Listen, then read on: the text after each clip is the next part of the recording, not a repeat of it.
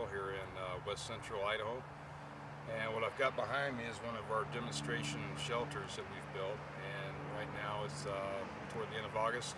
And this was built probably at the beginning of March. So as you can see, it started to brown. It's been here for a while. But its properties as far as protecting you from the elements, rain, etc. is working really well. It's still very dry inside. Hopefully you can hear me over the airplane. We just had a rain a few hours ago, so everything right now is really damp.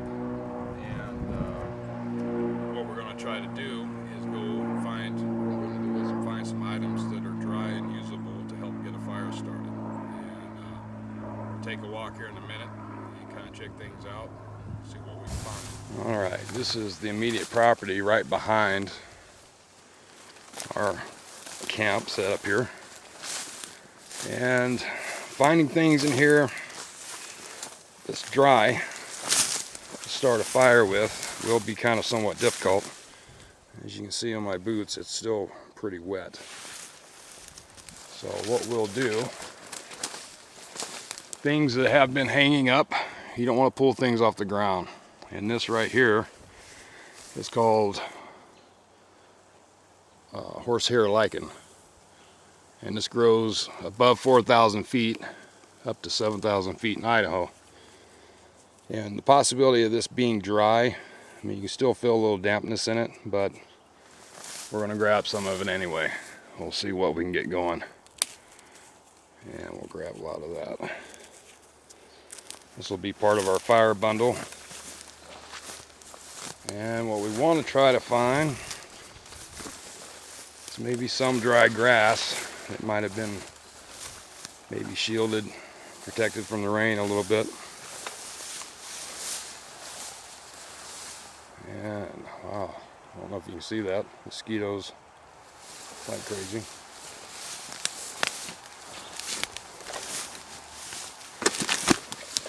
And there we go. It's damp. So the best thing is to find stuff that's up in the trees. Like these pine needles, they actually feel pretty dry. So anything you can find that's been hanging in trees, small twigs, to help get your kindling. More than likely these will be dry more than anything else, especially anything on the ground. And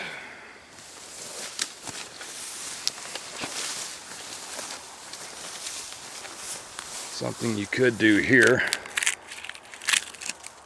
Now see, it's pretty damp even underneath the bark. So we got a pretty good rain. But if you can get into some dry wood and actually take your knife, cut shavings off of this where it is dry, you can use that as part of your tinder to get your fire going. And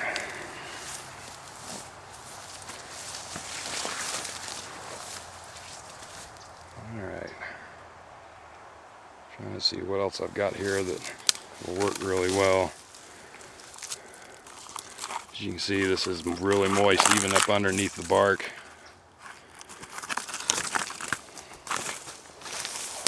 Part of this bark is pretty dry, so this could be torn off here in sheets and then crumbled up, and we'll do some of that when we get back. But that should help with getting our fire started.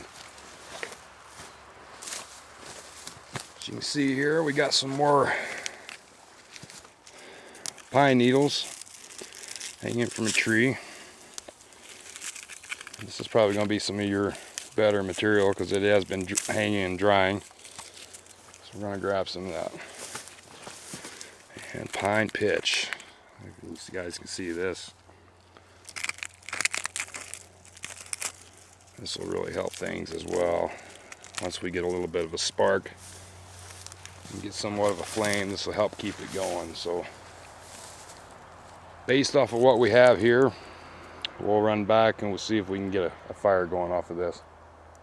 So we'll check back here in a second. All right, we walked around the property and found quite a few things we can use. We've got a little bit of pine pitch here. You see we already done one video with what was left there. And what we've got is, it's called pitch pine or fat wood. And you'll find these stumps laying around in the forest. You can take chunks off of them. That's what I've done here. Broke pieces off, got a big chunk, and it burns really hot. So using this for your fire, especially when conditions are damp, is really good. So let me grab my knife. We'll do some shavings and get things started. All right, what we're going to do to begin with, got a piece of bark, and we're going to take our knife, and we'll use a smaller piece, and we're going to create a lot of shavings. The finer the shavings, the better. And this is really condensed with pine pitch, so it will burn really well, really hot once it catches a flame. This is going to be part of our fire bundle, so as much as this as you can get together, the better. And the finer the shavings as well too. It'll burn faster and catch a spark faster, or catch a flame faster. So the more you can get off, the finer, the better. And this is going to be all part of our bundle. The thing about pitch pine, when it's rain, snow, etc., the inside of it is going to be totally dry. So if you take a chunk of this off and break it off, you can just break it into smaller pieces, and the inside wood's going to be dry. So the more of this you can get together, the better off you're going to be.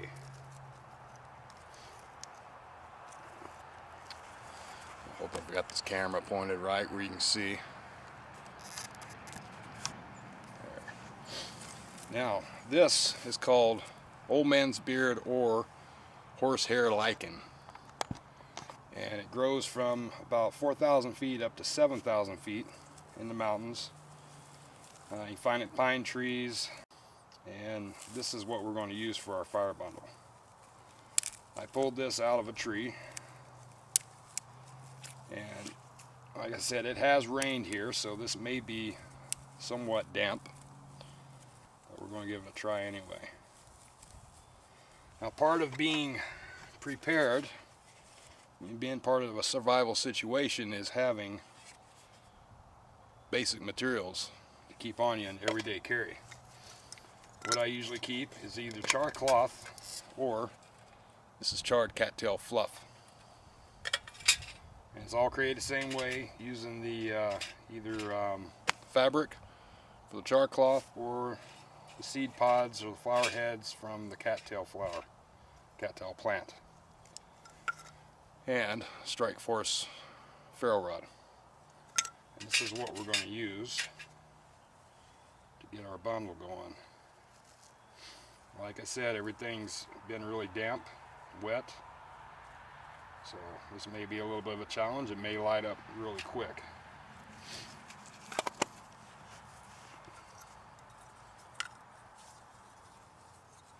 Best thing too, when you've got wet condition, snow, rain, make sure you gather up as much wood, twigs as you can, as high off the ground that's had an opportunity to dry out somewhat, and use that for your kindling.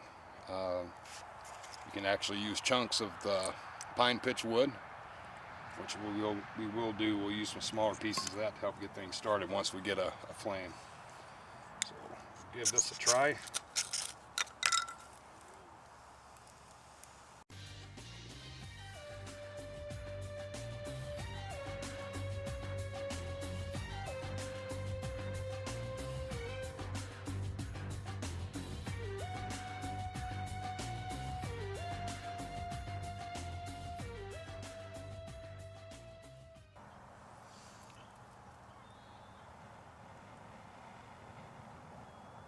There's our flame.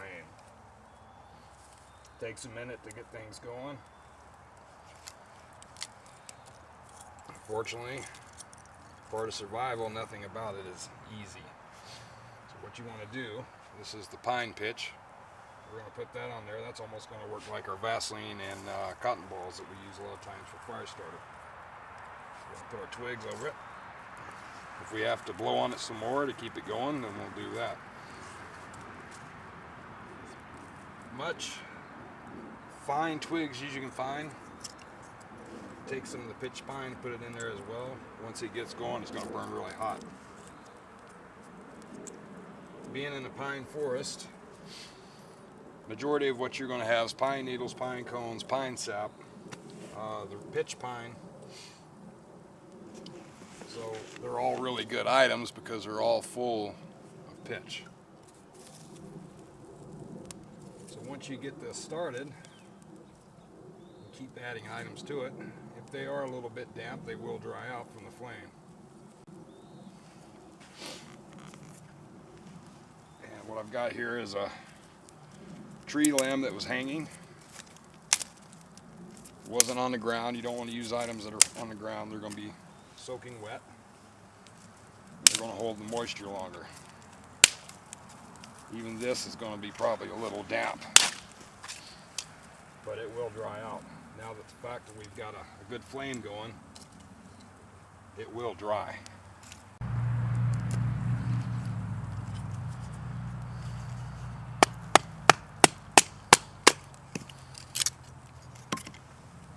Keep adding pieces to it. Like I said, the pine pitch or fat wood is going to burn really hot, so it's excellent for getting your fire started. Now that this is going, you continue with gradually larger pieces. Even if they are a little bit damp, they will dry. So there's your fire starting with nothing more than horsehair lichen, shavings of fat wood, charred cattail fluff, and a strikeforce ferro rod. And there's our fire in wet conditions.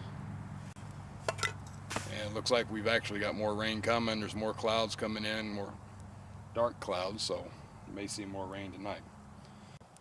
So we've got fire, we've got shelter, and we're good.